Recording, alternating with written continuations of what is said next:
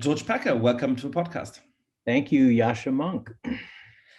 George, you've been really trying to figure out this political moment in your latest work, and there are many strands to that. So I'm sort of looking forward to going through those in this conversation. I guess the third question I have, recording this in mid-May of 2021, is, where does the presidency of Donald Trump, which thankfully has now been over for about a third of a year, uh, leave us? Where should it leave our understanding, our thoughts about, our faith in, or fears for America? Well, first, we really need to stop and take in the achievement of getting rid of Donald Trump, because I think you've pointed this out as well. No other country with an elected populist demagogic leader has managed to get rid of that leader. They seem to have a way of just sticking around through a mix of popular support and despair and coercion. And the American people got rid of Donald Trump. And it was incredibly close, and it was in the middle of a pandemic. And I don't think he would have lost if it had not been for the pandemic. I think we would be in a second Trump term. So that is an achievement and is one ray of light to not lose sight of, because there's always reasons for despair. But his presidency is going to be with us for the rest of our lives, in a sense, because it just exposed something that perhaps we'd had a glimmering of, but had not been obvious until we saw how far we could sink in the Trump presidency. And I resist the idea that Trump is the fault of half the country. Yes, half the country elected and almost reelected him, but in a sense, the whole country produced him. A failure on that scale required the whole country. And by that, I mean different social groups, different trends, different political habits, all gave us a situation in which someone like Trump could emerge as a powerful figure and even as president. And so you make this point about half America and all of America in your latest book, which is out in a few weeks. I've been reading it with great pleasure yesterday, Last Best Hope. In a way, it feels like you've started to chronicle that even before the rise of Donald Trump and the Unwinding and other work of yours.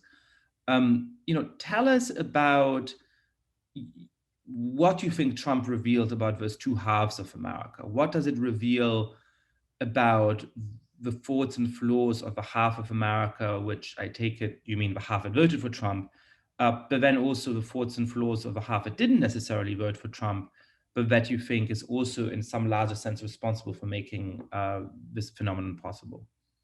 Well, don't get me wrong. I blame the 74 million Americans who, knowing everything we've learned about Trump during his presidency, nonetheless voted to reelect him. I put a tremendous amount of responsibility on them, and also the 3/4 of them who insist that he was reelected and that the election was stolen from him. That lie has planted a kind of toxic radioactive, I don't quite know what metaphor to use, something that will be with us for years and years. It will not go out. It's going to continue to burn away. And that is the responsibility of the people who have been credulous and who have been insistent and who were in some ways shaped by Trump's 30,000 recorded lies. Those lies, I think, are the longest lasting effect of the presidency of Donald Trump. They're like an isotope that will just never die out. So put the blame where it belongs on whether it's the hatred or the credulousness or the indifference, kind of a nihilistic shrug of the shoulders or the despair, or all of the above, of the people who voted for him, or even a kind of just desire for entertainment. I think Trump was, just left people mesmerized in some ways by the nonstop performance, and some people just wanted more of it, and it made them feel good. But we're all in some ways to blame, because I think the country had reached a point in which we were so mutually antagonistic, and so there was so little mutual trust between different groups, different parties, different social classes, different races, that we drove each other into corners, into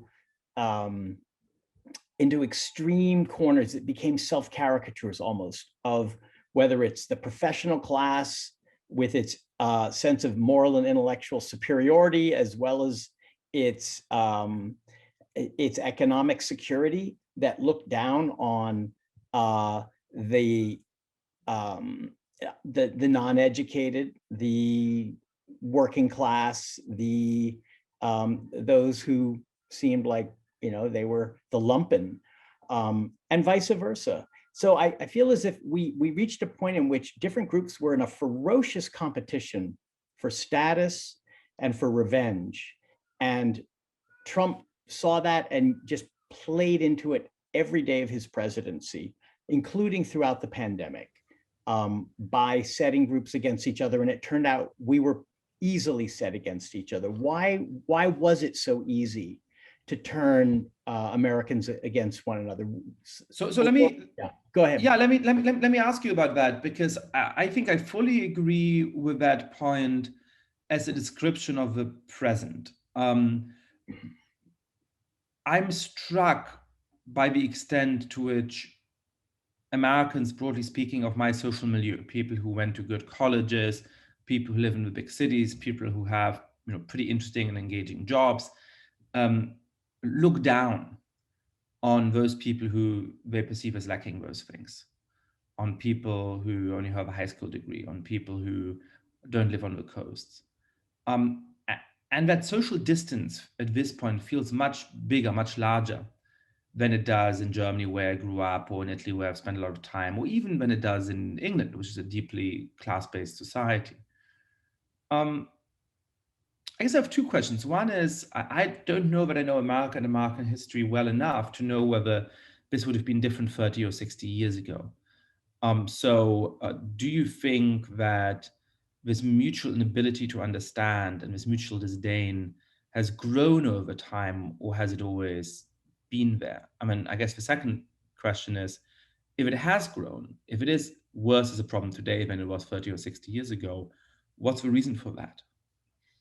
Well, to answer the first question, let's say 50 years ago, I think this is a 50-year phenomenon. 50 years ago, we were divided and mutually antagonistic in other ways. I mean, above all by race, because really 50 years ago, we were just beginning to make Black Americans legally full citizens after hundreds of years in which they were second class or worse.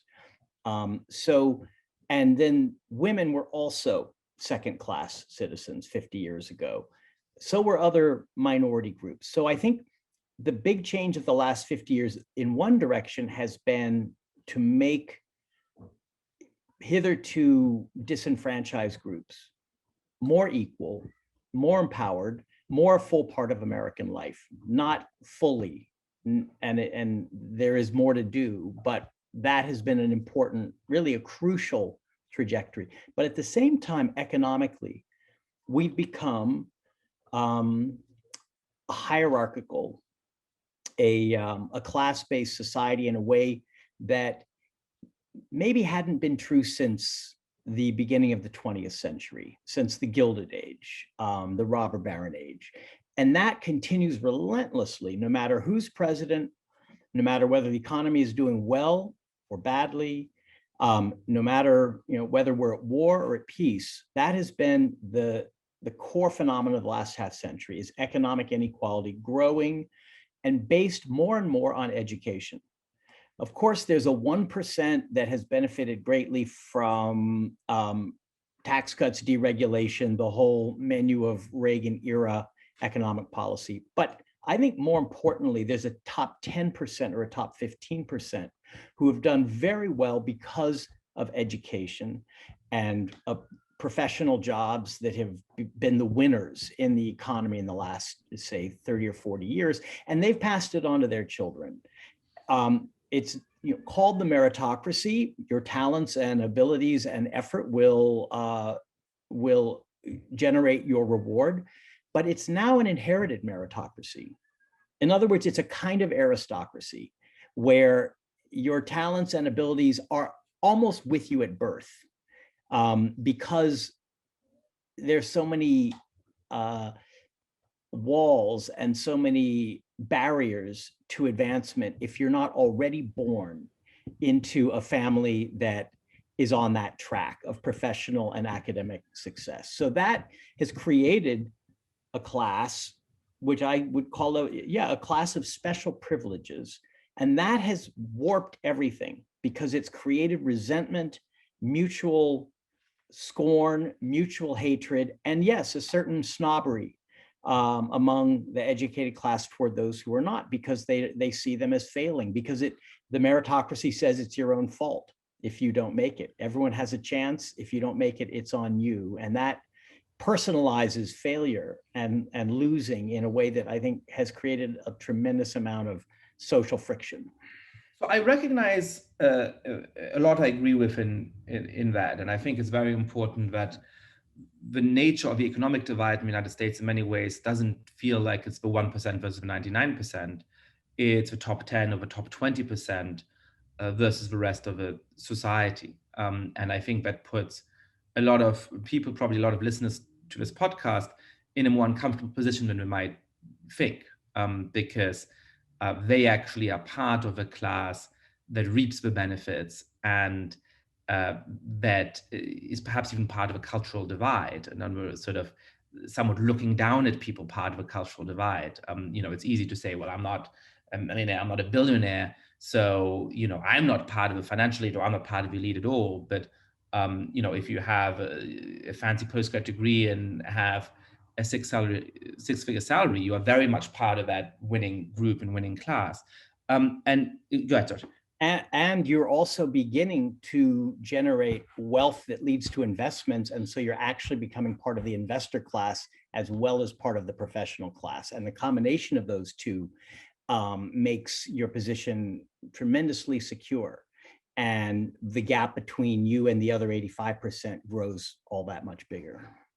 So all of that seems right to me. And yet I wonder whether the economic picture explains everything. Now, there's this sort of simplistic debate where it's economics versus race. And if it's not economics, it's race. And if it's race, it can't be economics. And that's as I've talked about in many episodes of this podcast, far too simplistic. Racial animus can be driven by economic factors. But also, I think things can be cultural in certain respects without being about race. And so, let's take two people who are within the top 15 to top 20%. And one of them is, a businessman in small town Tennessee who does very well for themselves, who's in the local country club, who has probably a college degree from a good regional university, perhaps an MBA from a regional university, easily makes six figures.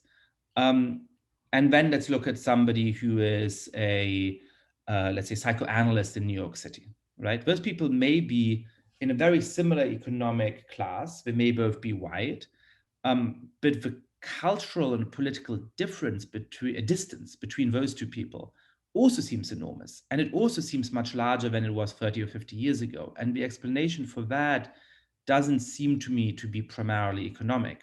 They're both economic winners. They're both probably able to buy fancier cars and have fancier vacations. than, the parents or grandparents would have done 50 years ago if they'd been in equivalent social positions then. You're right, and that gap has grown, and it's a cultural gap. It's a religious gap. I think that's a huge part of it. The secularization of American cities and the coasts has been an enormous phenomenon in the last half century, and the pulling away from the modern world, in a sense, of small towns, rural areas, the South, whole regions really, is a reaction to that, and is a kind of self-protective or a kind of reinforcement of an identity that becomes more and more important as threats grow in the form of secularism. But I do think that Tennessee businessman, if he or she has a college degree and more, and a post-college degree, might well have voted for Biden last year, because it really seems to be education that is the most fundamental dividing line in America today. I don't have the numbers on me right now, but I think that Trump's share of non-college degree whites was something like 64%. And his share of college educated whites was more like 38%. That's a huge gap. And it's kind of the key gap. It's the gap that both defines the two parties against each other and is dividing Americans more and more into groups. And that gap also exists in the Midwest, and even to some extent, although less so, in the South. And it's why it's how Biden managed to win. I mean, so in the suburbs, which were the hotly contested part of the country this time around, the phenomenon of white suburbanites, that is to say, those with a college degree and a job in six figures or a professional career, are moving pretty rapidly into the Democratic Party. And certainly 50 years ago, they were Republicans. That was the base of the Republican Party. So I think education, which is a form of culture, is the fundamental divide. There are all sorts of other ways in which we are divided up racially, regionally, and philosophically. But I think if you want to figure out how an American is going to vote, the best single way to know it is by whether or not they have a college education. Yeah, that seems right. And I think it poses real problems to university in their self-conception. Universities like to think, look, we're uniting the country by, flying our admissions counselors out to talk to people from high schools that aren't highly represented at our schools, some of which may be, schools in tough neighborhoods in big cities. But some of them also may be rural schools in, Montana or in Nebraska. And let's get those students whose families haven't had contact with these, fancy universities and get them here. And in a way, of course, that's true, because their classmates may learn something about the breadth and the diversity of this country, and these people will have opportunities. But most likely, those kids will never move back home to the places they came from. Right? They're going to move to the fancy or the gentrifying neighborhoods of the big cities. They'll go back home for Thanksgiving and Christmas. But other than that, they're in fact being taken out of those communities and just sort of changing sides in the great cultural divide. And it's just a huge effort to try to get out and into. When I was researching Last Best Hope, I came across a figure that it is just as hard now as it was in 1954 for an American of like the working class or below to get into Harvard, Yale, or Princeton. In other words, with all that supposedly standardized testing, affirmative action, and meritocracy generally, including recruitment efforts like what you're describing, have tried to achieve, we've made no progress in terms of making top universities a genuine lifting up of Americans into the middle and upper middle class. Yeah, that's very sobering. I think about the role that universities play in all of this.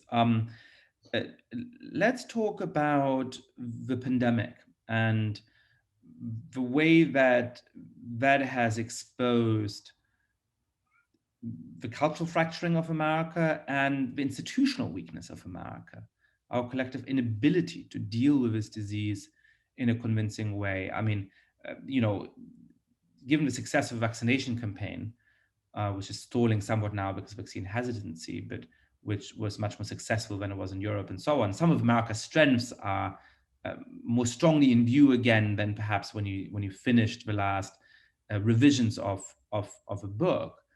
But your description of our inability to deal with the enormous toll of infections we've had throughout 2020 and for the first months of 2021,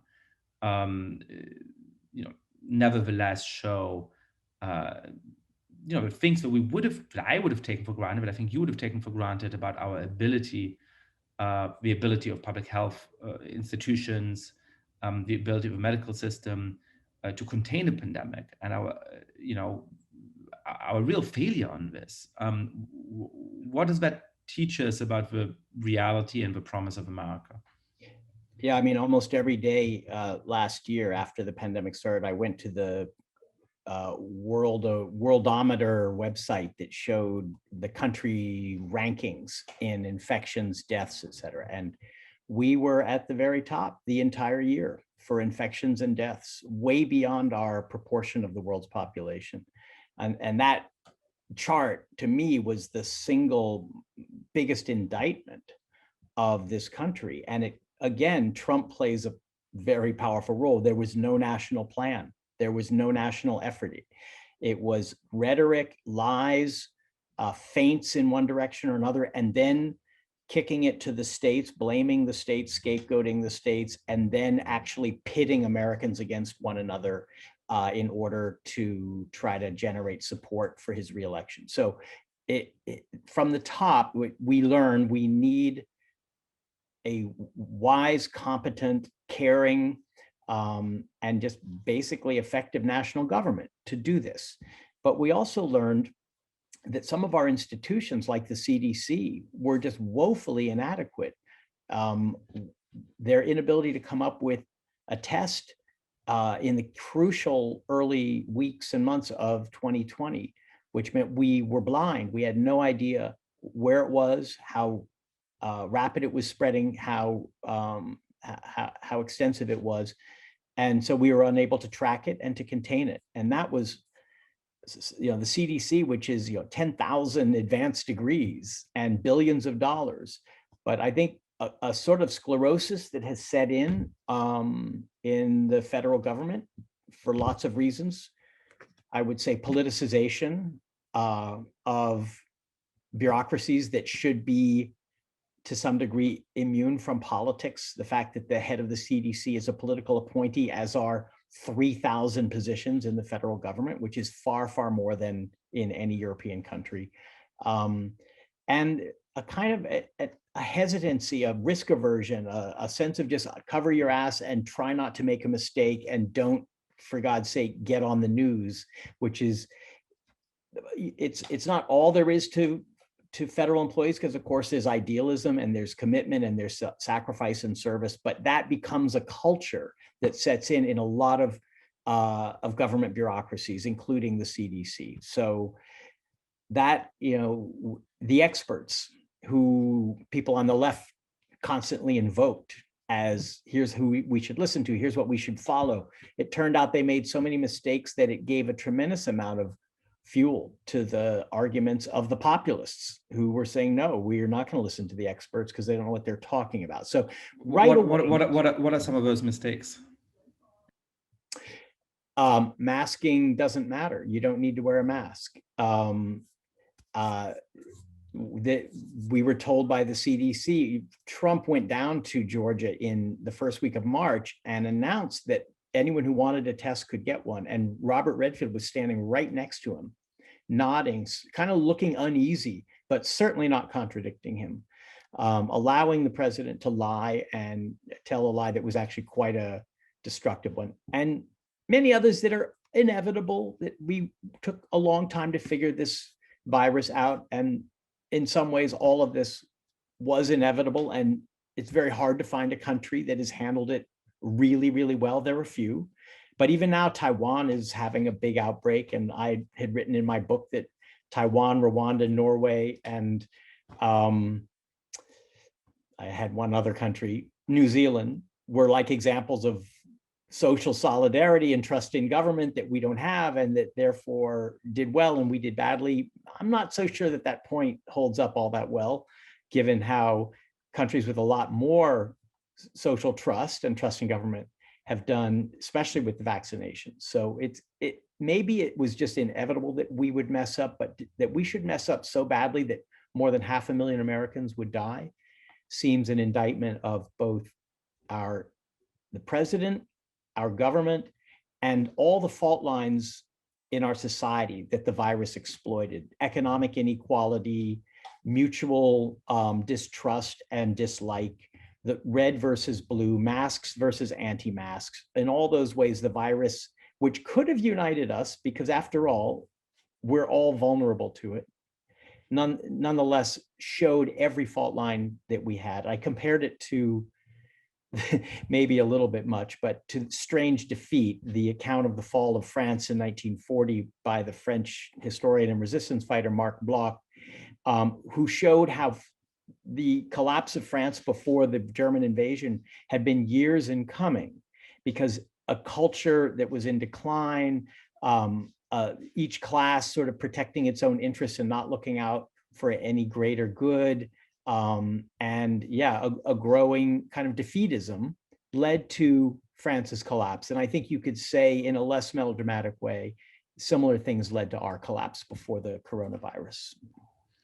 That seems convincing and deeply disheartening, I have to say. I remembered for 3 months, every single front page lead headline in the New York Times must have been about COVID-19. It felt like there was no other topic because the pandemic was so all-consuming. And then, of course, the video of the horrible killing of George Floyd started to circulate. And the attention of America shifted to racial injustice in the country, to police brutality in the country. Sort of suddenly we were talking still about the pandemic, but also about the cultural shift that has happened through these protests and then in the wake of them. How does that fit into the picture you're painting of America in 2020 and where the America of 2020 leaves us for the coming years? The protests took me by complete surprise. And the scale of them, which was unprecedented, the largest in American history, the intensity, how long they lasted, and even the focus of them took me by surprise, because here we were in this state where thousands of people were dying every day because of negligence and indifference and failure of the government. And that was not what the protests were about. So it was a change of subject that I at first couldn't grapple with. But really what the protests did was to return us to the subject that is always there in American history, and that goes quiet for periods, but that is always going to come back, because it's the most fundamental way in which we are an unequal society. And I was reading Tocqueville around that same time, and Tocqueville says the thing that struck him the most about America, coming from aristocratic France, was what he called equality of conditions, which doesn't mean everyone has the same size house and the same income. It means everyone is socially equal. Everyone, or at least everyone, wants to be socially equal. Everyone wants to have the same opportunities, to be able to go into the same worlds, to be looked at on the same level by their fellow citizens. Obviously, we fail at that. But the passion for it, that's what Tocqueville calls it, a passion. It's less of an ideal than an individual passion, is the thing that struck him most. And I think it is the kind of fundamental American drive. And anything that violates it, in the end, is going to lead to social conflict and upheaval. And none more so in this country than the history of Black Americans as second-class citizens. And the video was one more graphic, undeniable piece of evidence for something that white Americans have spent a lot of time trying not to know. And it, in a sense, the purpose of the protest, the effect of the protest, was to make it impossible for white Americans not to know it. And in that sense, it was a long time coming, and it will always be with us. It's not going to be just 2020. It's part of a longer history that goes way back and that will continue into the future. The way that you describe this in the book, I get the impression that you have, as your answers now made clear, a tremendous amount of empathy with and sympathy for those protests, and obviously we're both horrified by the injustices that underlie it. You also seem to have a certain amount of skepticism about how that energy then transmuted in the wake of those protests, how it transformed from a broad-based social movement, as you're saying, the largest protests in American history, to something that seemed to be a preoccupation of elite, often white America, the way in which the focus of some of these discussions now is in elite private schools or in affluent foundations or in universities. Explain that shift and that concern to us.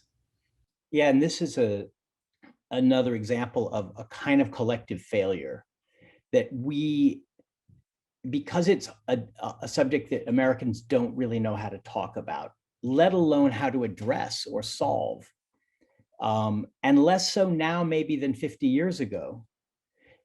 Instead, we've shifted the focus from, not completely, there's reform efforts going on around the country and in Washington, but somehow police reform and all the conditions in Black communities that create the injustices which are then dramatized by these videos of police brutality, all of that somehow got shifted away, and it became almost a religious phenomenon, a secularized religious phenomenon in which white people were in some ways seeking to confess and to repent and to be absolved. And that took place much more in the professional world, in the world of professionals, than it did in the communities where the violence is worst. And it seemed almost like the bigger the critique, the more systemic the critique, and the word systemic became a key word of the year 2020, the more symbolic the answer, the more it came down to language, to gestures, to saying, to learning the right terminology, to making the right display of repentance and of asking for absolution. It had a kind of, in some ways, puritanical quality to it in that sense. And it also turned to theory, to French, German, and American intellectual theory that this generation that was at the heart of the movement had been learning in college. Theories of oppression, theories of identity, theories of race and gender, and that the language of those theories, and more the emphasis, the energy of those theories, made it almost impossible for us to have a real conversation that would lead to real change. And instead, blame, guilt, fear, and witch hunting became the energy of the streets turned to those things. And to me, that led to a kind of a dead end for what could have been a movement that was in some ways the successor to the civil rights movement. I don't think we are that society anymore. We don't have that amount of cooperation and trust, and we don't have institutions that are responsive to the things that the civil rights movement insisted on and forced responses to. We don't have coalitions. So all of the institutional and social weaknesses also showed themselves in what became of the protest movement, as it did with the pandemic. And so in some ways, I think it's a missed opportunity and maybe a tragedy to some extent that it hasn't led to, that it seems to have everyone just tied up in knots rather than working together in a way that can construct something new. You've located two really interesting things here. The first is that in a way, our inability to make real change on this has this resonance with our inability to deal with things like the deep economic and class divide in America, with things like our inability to deal with the pandemic, that they sort of stem from a similar lack of ability for collective action and so on. I think that's really astute. The second thing that I take from what you said is that there's a temptation for those who are horrified by injustice to emphasize its total nature, to claim that America today is not really any better than America was 25 or 50 years ago, and to say that white supremacy is such a omnipresent and mellifluous reality that in fact everybody is racist.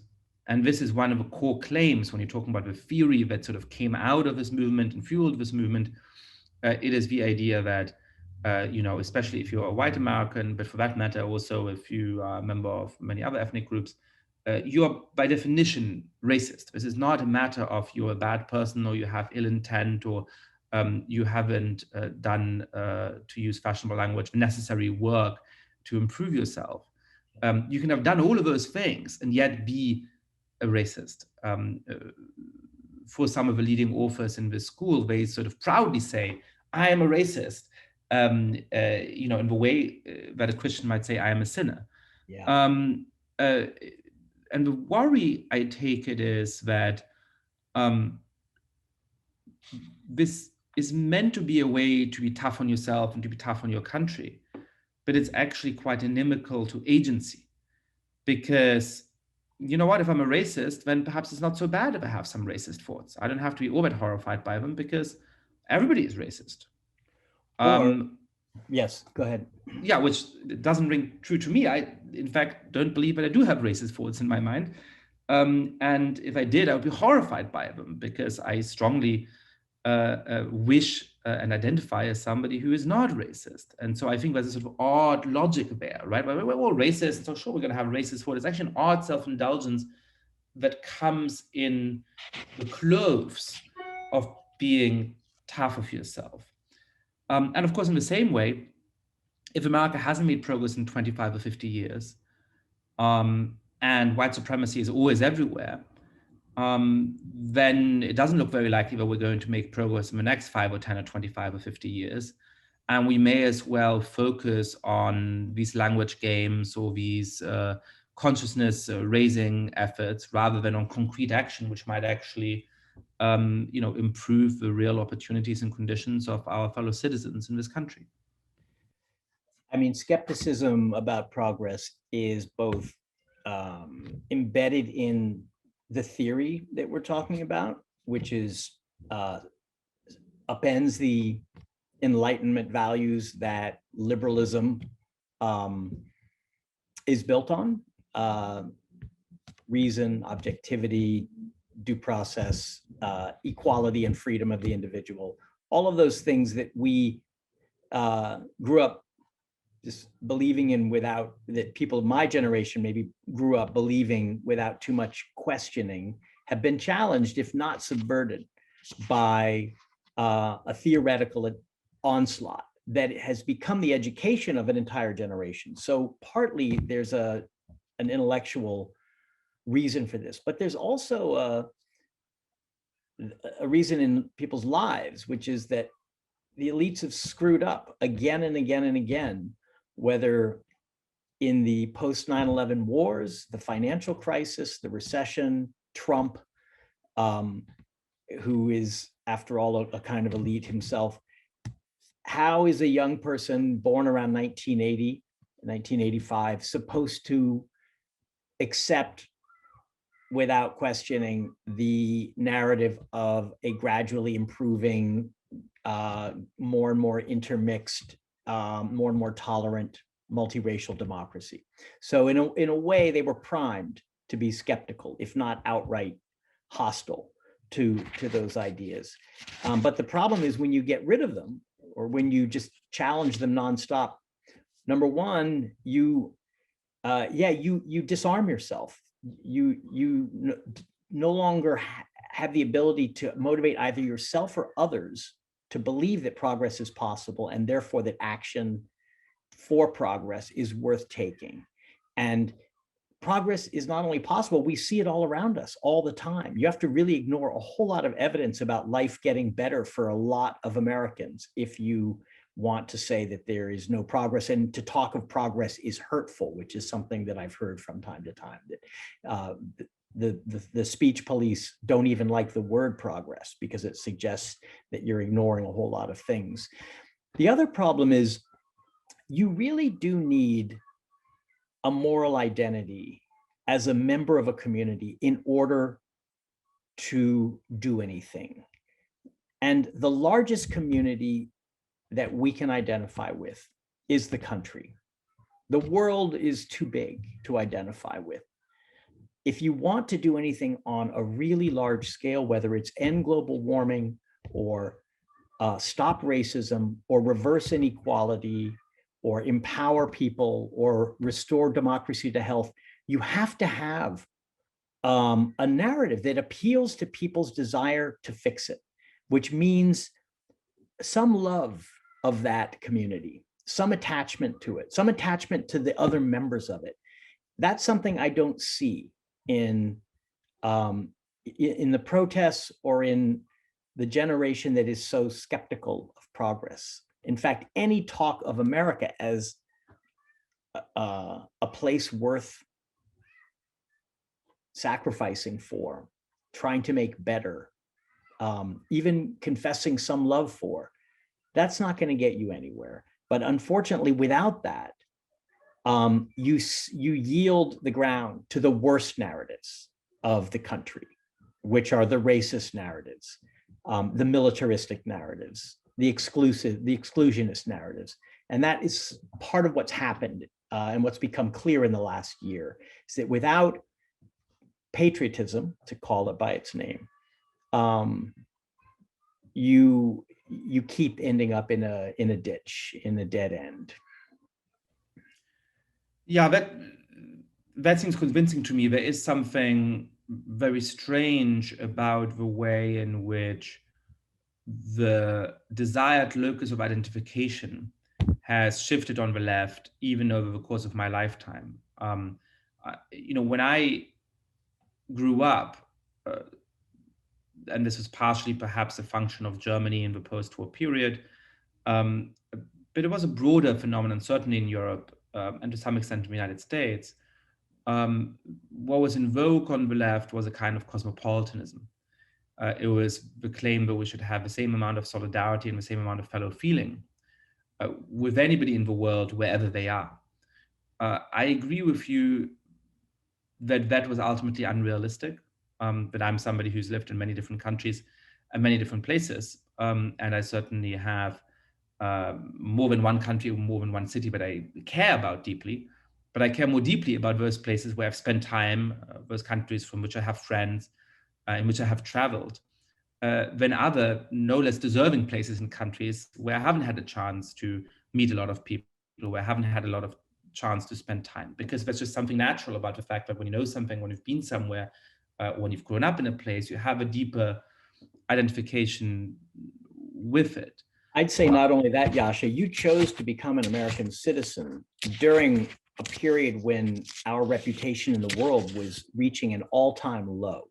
which means something other than really crass self-interest and careful calculation was driving you.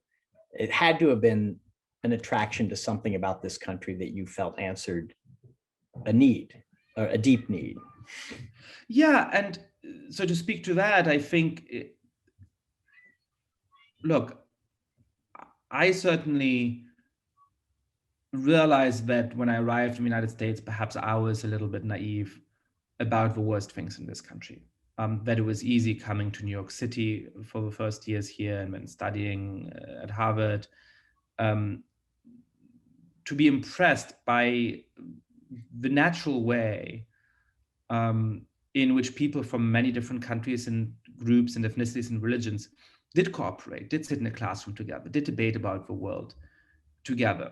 And that is the ideal of what America could be and could become, that I fell in love with. Now, I accept and I realize that the history of the last years have taught us that some of those spaces are more complicated than perhaps I realized as somebody who is fresh off the boat. And that many parts of the country look nothing like, the streets of New York City or the, seminar rooms at fancy universities. And I get that and I accept that.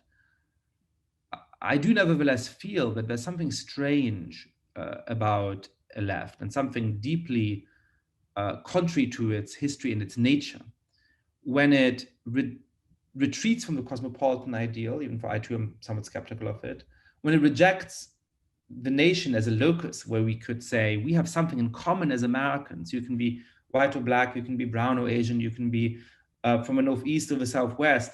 But actually, as Americans, we're going to have some amount of solidarity with each other. It doesn't come naturally, but we should be encouraging that and building that and hoping that this solidarity goes more and more deeply over time. Rejecting that and saying the one thing we celebrate is every form of ethnic and religious identification. And even if you believe many of the authors that were the most best-selling of 2020, not only do we realize that some whites have a racial identity, which has often been so deeply problematic in the history of our country, we actually encourage a vision of a future in which whites have a more deeply racialized view of themselves, in which they say, yes, I'm a white person. That is my main feature and my main attribute, because the only way we can conceive of society is as being forever composed of struggle between different groups. And we might hope that sort of groups that have historically been oppressed end up winning out. But the path towards that is for well-intentioned whites to take on more deeply than we did in the past a white identity. That seems to me to go counter to what the historical tradition of the left is, but also, to answer your question, yes, to the vision of a society that I took America to be trying to build, that makes me still a proud American citizen. I mean, I think most people, especially younger Americans, don't feel that sense of solidarity with people on the other side of the country or from a completely different group. They feel alienated from one another. They don't have that sense of any national identity. But all you have to do is go abroad or meet someone who's just come from abroad to realize that there are fundamental things that make us American. James Baldwin wrote about how when he went to Paris in the 40s to get away from the prison house of race in America, the first thing he discovered was how American he was. And he discovered it when he met other white Americans. He was, as he said in one essay, I was as American as any GI from Texas. So one thing I've tried to do in Last Best Hope is catalog things that I think apply to us as Americans, that are kind of national characteristics, which is a dangerous thing to do because you're generalizing and you're stereotyping and you're falling into all sorts of traps. But I felt it was necessary almost to go against the spirit of this time, which is to find all the ways in which we have nothing to do with each other.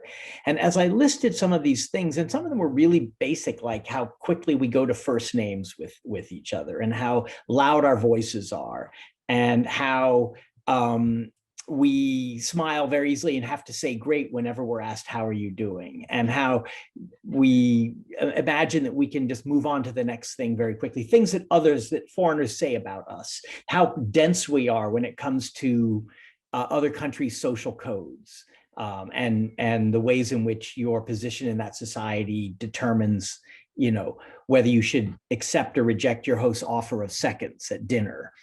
All of that is alien to us. And what I came to is all of these things describe what Tocqueville called the passion for equality, that we all want to be on the same level. And that doesn't mean we want everyone else to be on the same level with us, because of course there's a terrible history of inequality, but we want to be on the same level. And so equality is one of the key words of the book, and the desire for it as a animating force, and how that shows up, and how it can then lead to inequality, because we don't feel in some ways we don't feel the connection to others that are present in older societies in which there's an aristocratic history, and that everyone has an interconnection based on their social place. If we're all at the same social level, there's no connection between us. And so our individualism runs rampant, and inequality is the result.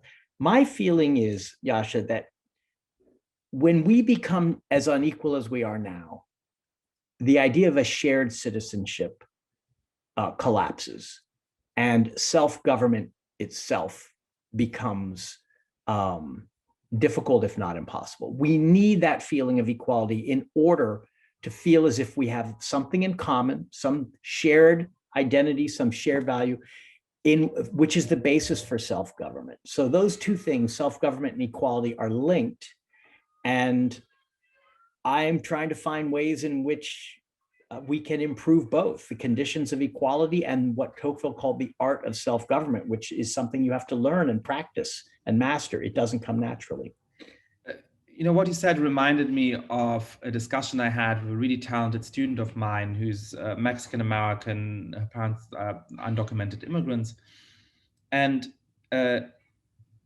she told me that she doesn't feel American, and that she doesn't feel like people perceive her as American. And I believe she may not be a citizen, so she's not, I suppose, technically an American citizen, at least. But what struck me in this conversation, I don't recall now whether she was born in America or whether she moved here at a relatively young age, is how completely American she was in cultural terms. That, the way in which she politely but proudly disagreed with me, stood up for her point of view, was completely following the cultural script of how you engage in the classroom in the United States, which is very different from how you do that in Britain, and very, very different from how you do that in continental Europe. Yeah.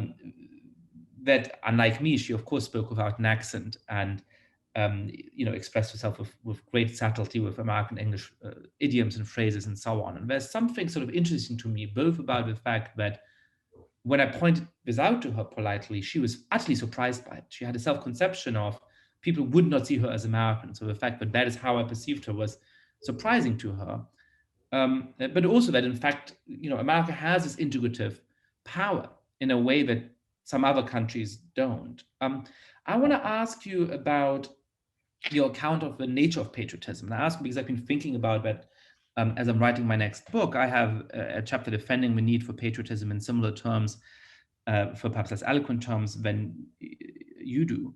But I explicitly say that while I certainly strongly reject an ethnic conception of nationalism, one that says that what it is to be German, or certainly what it is to be American, is to be descended from the right group of people.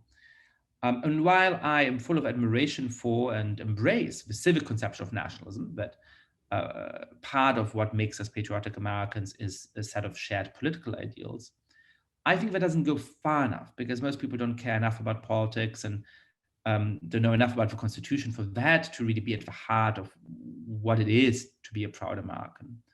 And that actually it is precisely the kind of cultural scripts that you invoke, exactly the kinds of things that made that student of mine come across as so American, exactly the things that we do have in common, the quick way in which we are to get to first names and the informality of American culture and so on. But it's those things about America that actually underlie a lot of the fellow feelings that most citizens do have, the way in which they do love their country. So what form do you think this kind of cultural nationalism, which isn't a nationalism of, old costumes and pictures of a Mayflower or something like that, which is an appreciation of the lived reality of America and all of its diversity. What role should that play in our patriotism compared to the civic element? Well, I'll answer that, but one thought I have is that, in a way, the pandemic, you could say the pandemic was the final blow to American exceptionalism. There'd been many over the last, say, 20 years, but there is no longer any way you can claim that we are exempt from the brutal forces of history and that we are a shining light unto the nations, and all the other ways in which American exceptionalism, for better and worse, has defined us in our own eyes and in the eyes of a lot of people around the world, again, for better and for worse. In a way, the pandemic liberated us to be another country, to be a country, to have an identity like other countries, an identity that makes us different, not necessarily better, but distinct. And because we were all trapped with each other, I have this image that we were all quarantined with each other. And in the book, I quote a woman I know who said of her own husband and children, they're not the people I would have chosen to be quarantined with. And we could say that about ourselves as Americans. I'm not sure I would have wanted to be with all these people and be unable to move and be unable to travel. But in a way, it was a sobering and enlightening experience because it gave us a long view of ourselves. We had to stand still and look, and we never stand still. So we could see ourselves in a way more clearly during the pandemic and see what makes us distinct, what makes us a country. So in a way, the end of American exceptionalism, the pandemic, and the long look in the mirror are all conditions that I think give us this opportunity to see, before we tear ourselves to pieces for the final time, what we would be losing if we continue in the direction we're going in, which is to think of ourselves as belonging to separate countries. And I think one thing we'd be losing is exactly what you're pointing to, which is a common culture. Culture's dangerous because it is actually cultural issues that are the least resolvable and the most divisive and the most core to identity. How if we're talking about something like abortion or church and state, or the rights of trans people, that's how, when those become the focal point, we become more and more of a divided country. But culture, in the sense of just what makes us what we are, all those qualities I described earlier on, and in some ways that goes beyond the civic ideal. But I think it comes from the civic ideal. I think what Whitman called the fervid and tremendous idea, this is a phrase he used in his book, Democratic Vistas.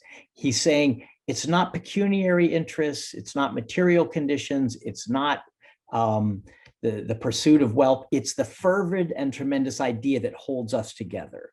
Now, you might say, okay, so we all believe in the Declaration and we think the Constitution is a pretty good document. Actually, it goes way beyond that. And it goes into how we see ourselves in relation to one another. And I come back to this idea of equality, that no one is better than anyone else. I am the equal of everyone I meet, which is a very Whitman-esque notion. That to me is something that has all sorts of ramifications in our culture, including in our crude pop culture, which has made it such a tremendously successful form of imperialism because it's so readily available to everyone. The language it speaks is a lingua franca, and you don't have to really have any special knowledge or be brought up in it in order to see what makes it sweet and appealing. All those things that are part of our culture, I think, are come back to the basic American sense that I am as good as anyone, that I'm as good as. That's a really interesting point, and I'll have to chew on it. That yes, there is a civic element, and yes, there is a cultural element to American patriotism, but those are actually linked. That what you see as the defining features, the defining positive features of American culture do come from its civic ideals. But there is an interrelation and perhaps even a story of descent there. I think that's I think so. I think so. I might be wrong because I just thought of it, and it's dangerous to reveal a first thought on the air. But yeah, I think that's right. Because when you brought up culture, I got a little hesitant, like, oh my God, cultural nationalism. We're very close to some kind of supremacy of something or other that I don't want. But when you think of culture just as in the most broad and original sense, we do have a common culture, and all you have to do is meet an American abroad from anywhere in this country, and we have a common culture. You may not have figured out exactly what it is, but and of course the important point is that it doesn't have to be a claim. First of all, it doesn't have to and shouldn't be a backward-looking one. Right. So it's not about the grand past of America. For appreciation of a good parts of American history certainly should be some part of it. It is an appreciation of lived everyday reality and the future we're building together. But secondly, it doesn't have to come from a claim that American culture is somehow superior. I think you can be a civic patriot without thinking that America's constitution is somehow inherently superior to the French constitution or to the German Grundgesetz. You can be well aware. Yeah, you can be well aware of your family's deficiencies. You know them better than anyone, and you are more critical of them than anyone. But you are attached to your family because it's your family, not because it's better than other families. And you've done a survey of all families and decided that yours is the one that you're going to stick with. It's yours, and I think there's something going on there with patriotism too. Well, I'm very glad that you shared a new thought with us, because the worst thing about podcasts and interviews is when the same people come on to say the same thing. And one of the real goals I have on this podcast is to have real conversations where I think new thoughts, as I do every time with every guest, and certainly every time I have you on, George. But also, of course, I hope that it elicits new ways of thinking, new thoughts in the people I'm in conversation with. Let me get to the outlook. The book you've written is a very tough one on the current state of America, an unflinching one. But it is called The Best Hope. Last Best Hope, sorry. It is called Last Best Hope. Its subtitle is America in Crisis, but also Renewal. And as you write at the end, when you reflect on making America again, make America again is the title of your concluding chapter. It's common these days to hear people talk about sick America, dying America, the end of America. The thought has crossed my mind more than once.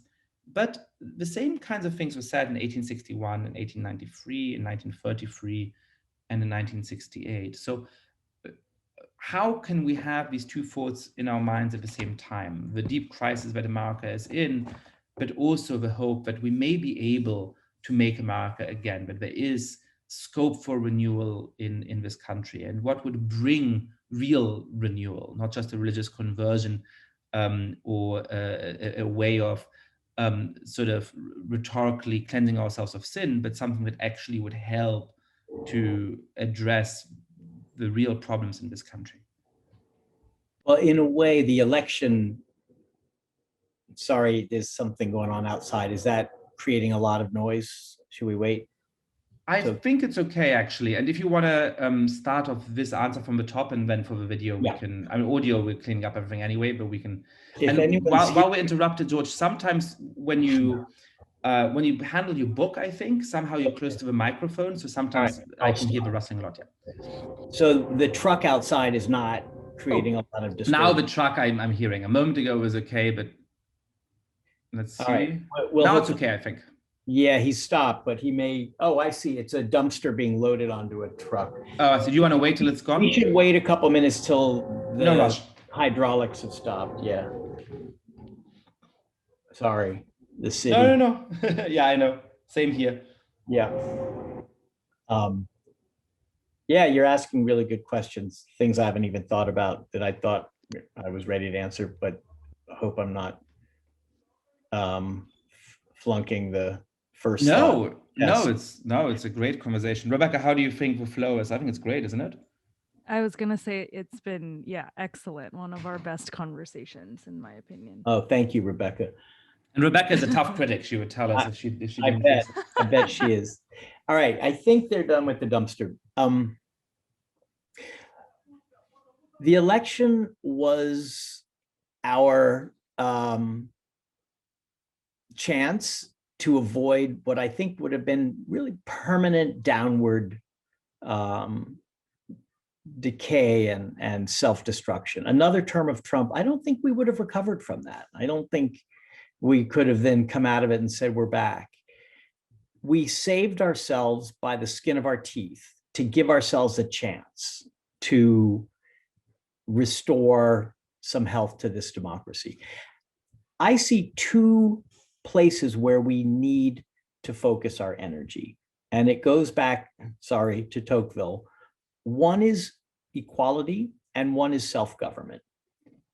We need to, and this is all policy. And believe me, I don't have original ideas. I'm not a policy thinker. These are ideas that are in the air.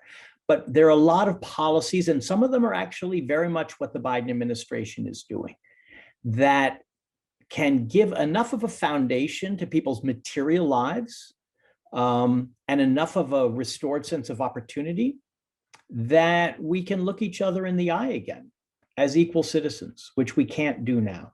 That goes everything from mending the safety net to making it possible for parents to raise children while working, to equalizing the tax base of schools, to making it possible for poor children to get a good education and to get into a good college. And there are all kinds of ways that your listeners know about, and other guests of yours have probably put this in a lot more detail and a lot better than I do. So one half of the job is to restore conditions of equality, but the other half is to relearn the art of self-government, which is not something we're born with. And we've lost the feel for it. We've lost our mastery of it. I put a lot of blame on people like us in the media. I think the media has been, in some ways, a disaster for self-government in the last couple of decades, whether it's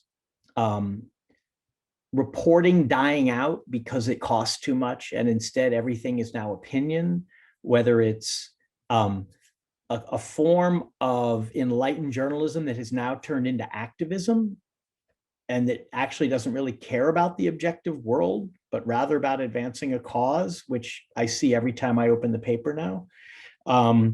Whether it's social media, which has all these perverse incentives to create conflict and to advertise yourself and to dunk on your enemies and to back scratch with your friends, and really turns journalists into a kind of a noxious clique. So part of that last chapter is about how we need to restore journalism, whether financially and intellectually and morally, to the role of a civic institution that works for democracy and not against it.